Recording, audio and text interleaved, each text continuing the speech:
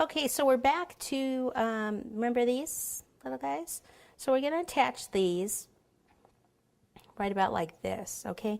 We could use the coating chocolate, melt it down, and then dip it back in, but I'm going to try to just do it with the, oh, I just went right in that buttercream, with the buttercream, okay? So around here, what I want to do is just a little bit of a basket weave, so it's like an S, like a little S in the chocolate buttercream, and then tuck your tip in there, squeeze, pull out, over and down. I'm sorry, it's like a rope border, not a basket weave. Hello.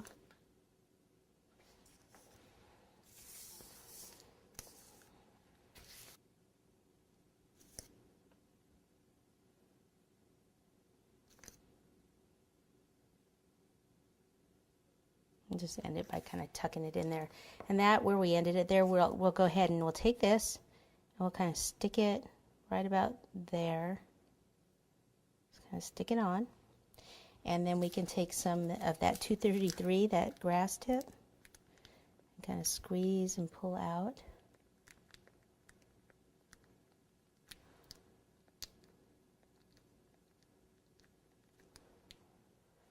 Like that. What I always like to do, once that's kind of on there, secure a little bit, then with this tip, go back and forth this way. Just a zigzag, a tight zigzag back and forth.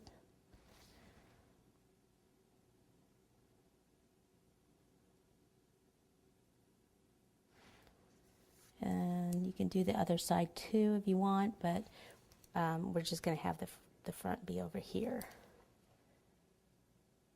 Okay, and then you can pop whatever you want. If you want to make your flowers out of royal icing, you can.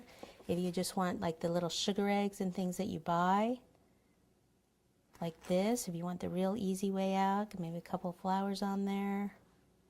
How cute is that little basket?